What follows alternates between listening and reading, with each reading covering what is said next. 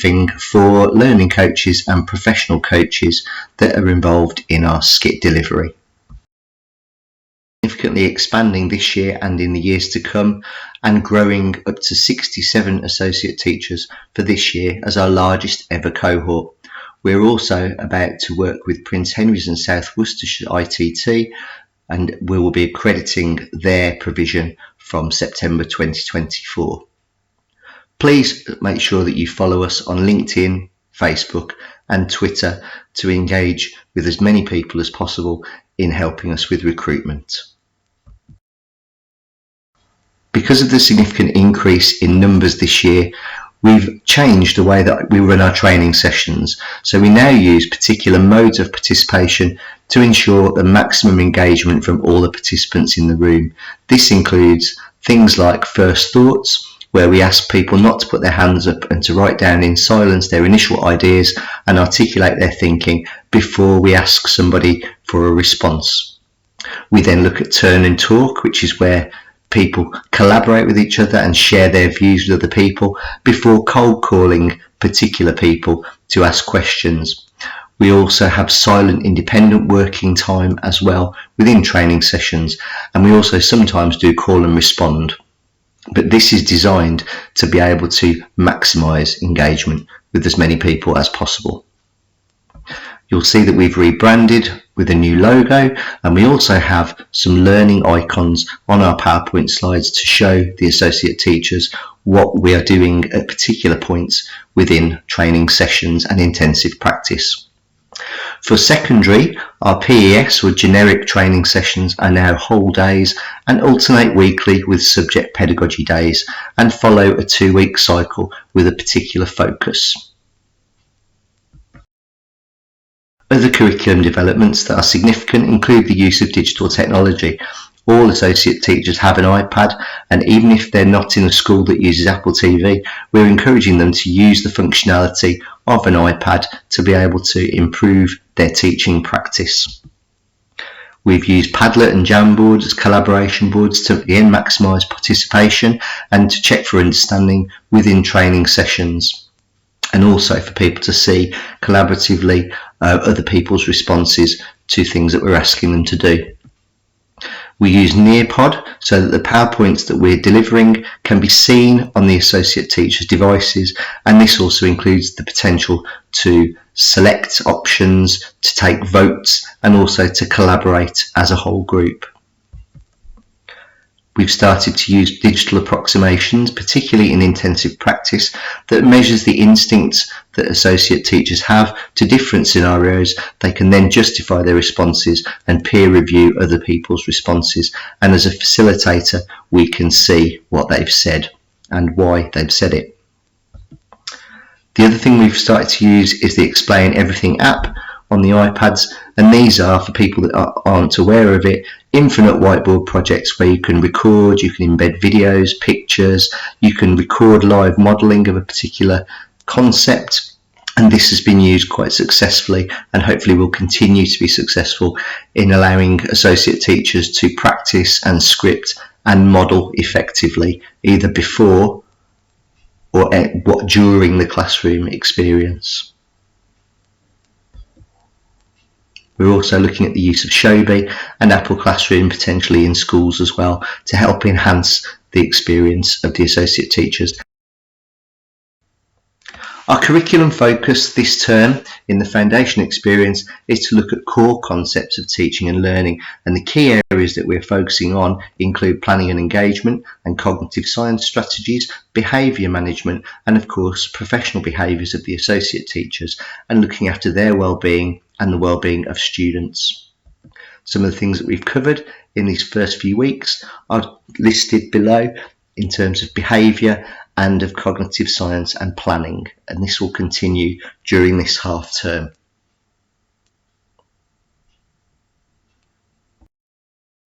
Intensive practice that we referred to this term has involved developing a positive classroom culture over a series of sessions and to look at the principles of lesson planning.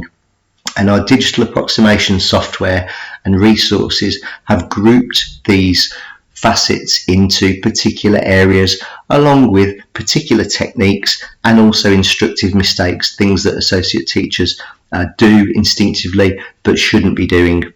So you can see on the screen some of the techniques in the green colour are things that we're asking associate teachers to script and practice, and looking at how they're avoiding some of the techniques that are in orange at the bottom of each of these concept maps. Approximation software includes two types of role play. The first one is what and why, where you're provided with a scenario and you have to choose the most appropriate option, and then you have to justify why you've chosen that option. And you can see some examples there of what a facilitator can see. They can see the responses and they can see why they've said those responses. The second type of approximation that we're using is something called respond and review, where again they're provided with a scenario on a particular area, and then they have to evaluate which of the techniques they're using within that scenario. They're then possibly able to see another response from a different associate teacher and to review their response and reflect on their peers' ideas.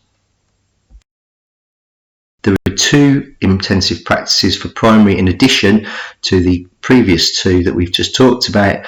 They're also doing intensive practice on reading during this half term and writing after half term. We have a slightly new weekly performance meeting structure and a new target setting toolkit, which has been simplified to support effective target setting. This term we'll be looking at primarily area 1 and 2 and 7, and these are the same as before in that you select the target area, choose a particular target, and then select an appropriate action step. We would like Learning Coach's weekly performance meetings to follow a bit more of a tighter agenda and to spend 10 minutes reviewing the targets from the previous week and the evidence towards these targets, but also considering the next steps for the associate teacher. Then we'd like them to bring to each weekly meeting their focused observations for that week or the previous week, and discuss with you what they've gained from observing other expert colleagues in the department or in the school. You will then use the toolkit to decide on 2 subject-specific targets and the how and the action step, which should take about 15 minutes. We would then really encourage the use of deliberate practice. So what we'd be expecting is once the associate teachers and yourself have decided upon the particular action step, that you either read articles, watch videos, look at websites that are linked to the toolkit, or as a learning coach, model the practice that you expect the associate teacher to demonstrate when they do this live in the classroom. You may want to script some responses or some actions as a collaborative discussion with the learning coach and associate teacher, and also provide some time for the associate teacher to rehearse until they're what we call practice perfect before they actually carry out a particular strategy in lessons over the following week. This is quite uncomfortable at first for both the associate teacher and the coach, but very powerful and really good to develop people and get them much better, much faster. So this concept of rehearsal and pausing if an associate teacher has not practiced correctly and asking them to restart the rehearsal is actually the best way for them to improve. So we've talked before extensively about see it, name it, do it, and the important thing is when you're looking at the next steps for an associate teacher is to start off with success, identify the most important lever to move the associate teacher forward, to identify the technique or the model and see what the gap is in their current behaviour, then to name it, and then to provide really granular, incremental, modelled steps to help them understand how to move forwards. And then of course the do it, which is the scripting and sparring, rehearsing and making sure that you've practiced perfect. Just a reminder of our target setting on the weekly performance review, in that you would select 2 targets from the toolkit and these would be cut and pasted into the 2 targets section. Then you would choose the particular action step to enable them to work out how they would achieve the target. Ideally, these should be subject specific, and I've added those in highlighted in yellow to see how that they would use subject specific dimensions in meeting or carrying out those action steps. In the following week's meeting, they'll return to this and describe to you the evidence of them achieving these action steps. And this may include showing you a film of their practice, a discussion, or perhaps some examples of resources that they've produced.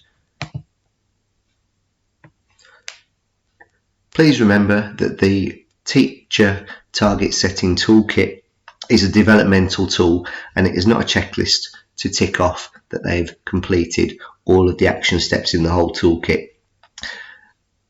This is something that they'll be working through dependent on their needs as individuals throughout the year, and you may choose to use the same target or action step more than once. The associate teacher can fill this in during your weekly meeting, or as a learning coach you can do this.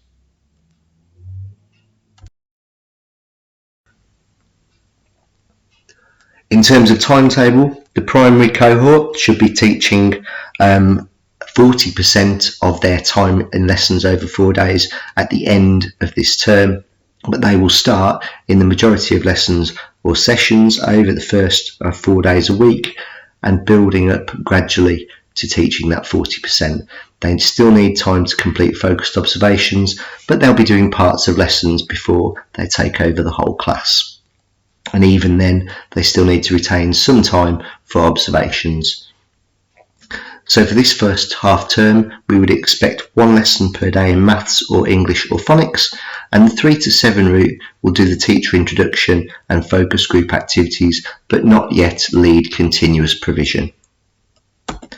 For secondary, over the 4 days, they should be in lessons in 50% of the timetable and build up to teaching 40% of those 4 days, retaining some time for observation. So this is likely to be for a 5-period day, 10 lessons per week, building up over time to teaching 8 of those lessons and retaining 2 for focused observations. In these first few weeks, they'll learn teaching delivered parts of lessons, ideally as a double act with you, and only really to practice the fortnightly focus and to focus on behaviour management. So this first half term, we'll be looking at elements of direct instruction, entry and exit routines, then building up to look at modelling and practice, and then building up to focus on checking for understanding and questioning. In terms of our communications and ensuring that we have purposeful integration with the centre-based training and school-based training, we're going to now send you the weekly briefing for associate teachers to both learning coaches and professional coaches on both the primary and secondary route.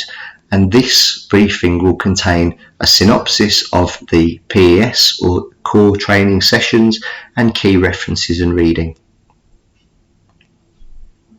We're now making sure that weekly performance meetings and target setting really closely synchronises with the focus of the centre-based training, and that focused observations also do this. For secondary, subject pedagogy leads will send out by email a fortnightly subject snippets to outline what they've been doing in their subject pedagogy days each fortnight. Learning coach training is listed below. So you will see that if you're a new learning coach, you will have had 2 hours of essential training on course systems and processes and our ethos. You'll be also able to access this recorded briefing, which is short but really essential to make sure that you understand our curriculum. There will be 1-hour meetings per term online for subjects in secondary and for primary learning coaches overall, to ensure that we are keeping you abreast of the curriculum. and being able to make sure that we continue to work to develop your skill set as well. We will also visit schools, as we've always done, and that will be one visit at least per term, and these will be relabelled as learning coach development visits, and an opportunity for those visits to help us support you to improve the provision in school as a learning coach. The quality requirements for 24-25 require that all learning coaches are required to have 20 hours of initial training. So in addition to what we've already mentioned above, that is a further 14 hours. This seems quite significant, but we're working really hard with a range of ITT providers across the West Midlands to come up with a common framework and the ability to possibly pre-accredit some of these hours so that you're not required to do 14 hours of new training. So if you've been an ECF mentor, or if you've taken part in the MPQ for leading teacher development, these are things that we're looking to have an agreement across the county to see how much this content would be worth in pre-accrediting some of this 20 hours. And we're working hard with the Association for School-Based Teacher Training to support with this further. This will be some face-to-face sessions and some online sessions, and potentially a diagnostic of learning coaches' current experience.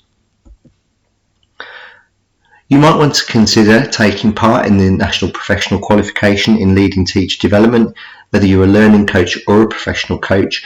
The current cohort for October has now closed, but the next cohort is looking to start early in the new year, and this is a year-long professional development course.